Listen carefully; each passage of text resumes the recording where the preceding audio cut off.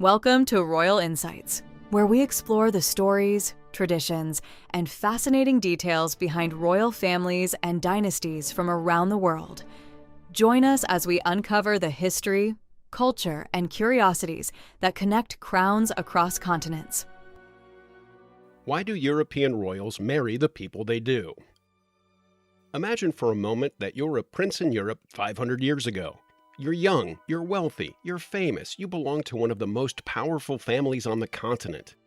You live in a palace, you want for nothing, and yet there is one thing, perhaps the most personal thing imaginable, that you almost certainly cannot do. Choose who you marry. Not because nobody loves you, not because you're difficult or disagreeable, but because your marriage was never really yours to decide. It was decided by advisors, by diplomats, by fathers and uncles, sitting around tables covered in maps, moving the pieces of a game that had been playing for centuries before you were born. Because your marriage isn't about you. It's about land. It's about alliances. It's about the threat of war and the hope of preventing it. It's about placing your descendants in the right position, in the right country at the right moment, so that decades from now, a claim to a throne somewhere can be exercised, a border dispute quietly settled, a rival neutralized without a single soldier dying. For most of European history, royal marriage wasn't a personal decision. It was a foreign policy conducted in a church with music and flowers and extravagant banquets, but foreign policy nonetheless. And once you start reading European history through that lens, something extraordinary comes into focus. Europe wasn't just a collection of competing kingdoms. It was a single, sprawling, endlessly complicated family. A web of cousins and uncles and brothers-in-law and grandchildren stitched together across centuries by strategic unions, calculated alliances, and the occasional genuinely romantic expression that everyone noted precisely because it was so unusual. Understanding why royals married the people they did is, in many ways, understanding how Europe itself was built. No family understood the marriage game better than the Habsburgs, and no family left a more dramatic record of both its genius and its consequences.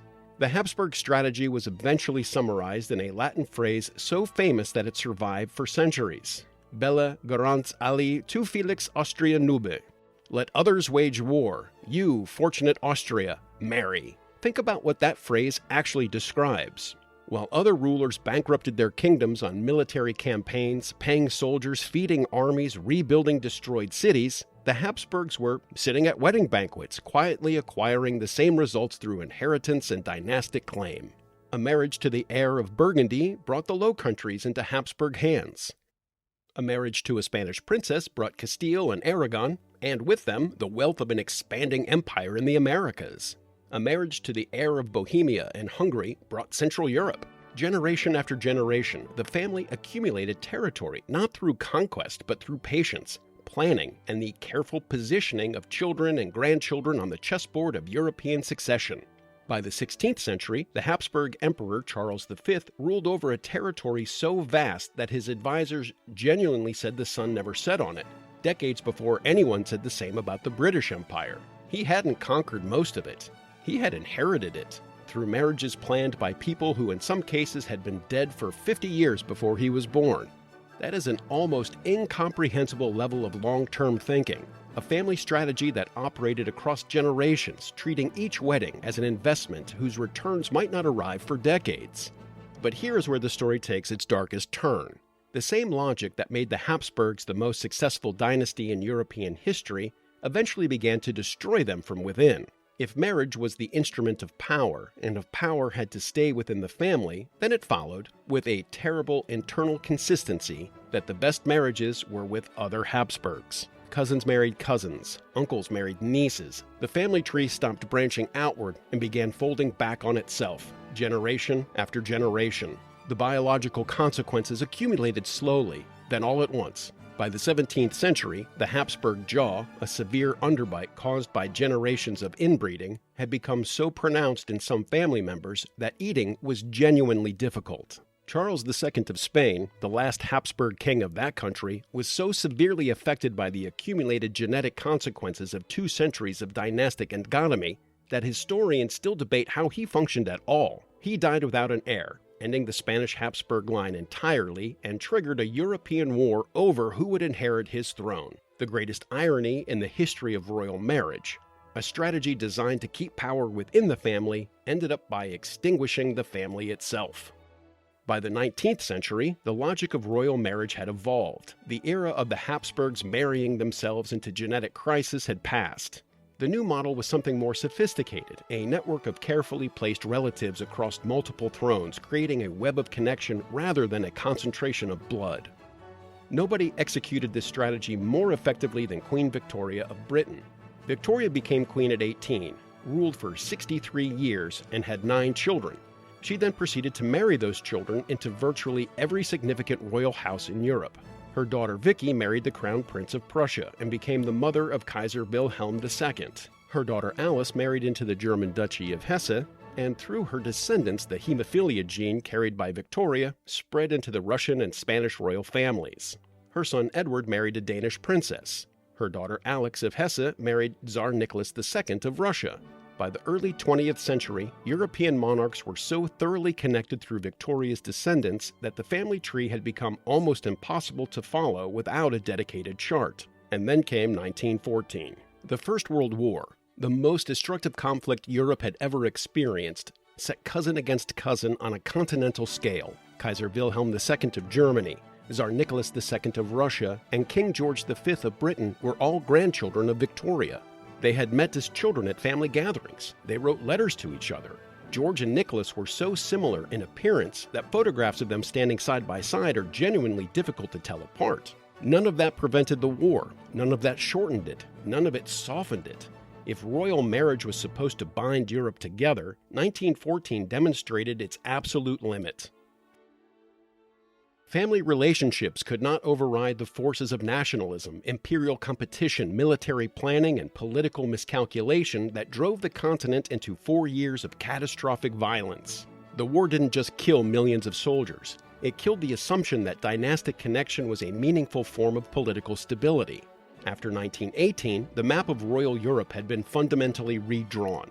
The German Kaiser had abdicated, the Russian Tsar had been executed, the Austro-Hungarian Emperor had been deposed. The old logic of marriage as diplomacy had collided with the 20th century and shattered. Something new would have to replace it. The transformation in royal marriage didn't happen in a single moment. There was no declaration, no treaty, no formal ceremony marking the end of one era and the beginning of another. It happened gradually, then suddenly, across the second half of the 20th century. The first signs appeared in the marriages that broke the old rules and somehow survived the breaking. The British abdication crisis of 1936, when Edward VIII gave up the throne to Mary Wallace Simpson, an American divorcee, was read at the time as a scandal and a constitutional crisis. In retrospect, it looks like an early signal, the pressure of personal choice pressing against the walls of institutional expectation. The walls held in 1936. Edward left, the system continued. But the pressure didn't disappear. It built. By the 1970s and 1980s, European royal families were beginning to accept something their predecessors would have found genuinely incomprehensible, that the most strategically valuable marriages might not be with other royal families at all. Consider what happened across Europe in the decades that followed. Crown Prince Felipe of Spain, now King Felipe VI, married Letizia Ortiz, a television journalist and divorcee. Crown Prince Willem-Alexander of the Netherlands married Maxima Zorgareta, an Argentine woman whose father had been a minister in a military dictatorship, a complication that required careful diplomatic navigation before the marriage was approved. Crown Prince Haakon of Norway met his future wife, Mette-Marit, at a music festival. She was a single mother. Crown Prince Frederick of Denmark met Mary Donaldson, an Australian marketing executive, in a Sydney bar during the 2000 Olympics. A Sydney bar during the Olympics. 500 years after the Habsburgs were arranging marriages between children who had never met to secure claims to territories they would never visit. The contrast is almost too large to process. This raises an obvious question. Why did royal families make this shift? Was it simply that princes fell in love with unsuitable people and the families eventually gave up trying to stop them? Partly, perhaps. Human nature doesn't disappear because someone was born into a palace. But there's a more structural explanation, and it reveals something important about how modern monarchies actually survive. In the medieval and early modern world, a royal family derived its legitimacy from its separation from ordinary people. The monarch was different, chosen by God, born into a different category of existence. The royal bloodline was itself the source of the authority, which meant that diluting it with common blood was a genuine threat to the institution. In the modern world, that logic has inverted. Modern monarchies survive not by appearing separate from their societies, but by appearing connected to them. Their legitimacy comes not from divine appointment, but from public affection, national identity, and the sense that the royal family represents something authentic about the country it embodies. And a monarch married to someone the public can recognize, someone who went to university, who had a career, who navigated ordinary life before entering the extraordinary circumstances of royal existence, is a monarch who feels more real, more human, more worthy of the identification that sustains the institution. When Crown Prince Haakon of Norway announced his engagement to Mette-Marit, the initial reaction in some quarters was shock. A single mother with a complicated past, not exactly the profile of a traditional royal bride. But the Norwegian public largely embraced her, and the marriage, by all visible evidence decades later, has been genuinely happy, genuinely stable, and genuinely good for the Norwegian monarchy's public standing. That is the new calculation. Not, will this marriage strengthen a military alliance?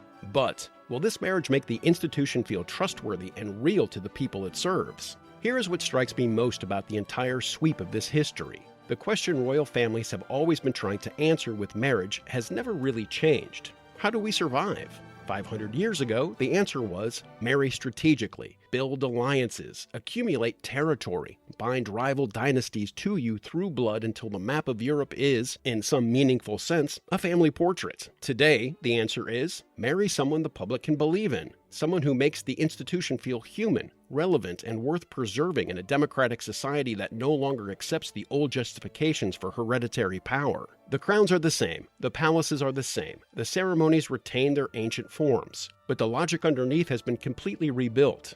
And perhaps the most fascinating part of this story is that both strategies, the cold dynastic calculation of the Habsburgs and the carefully managed romantic narrative of the modern royal wedding, were ultimately serving the same master: legitimacy, the invisible currency on which every monarchy in every era has always depended.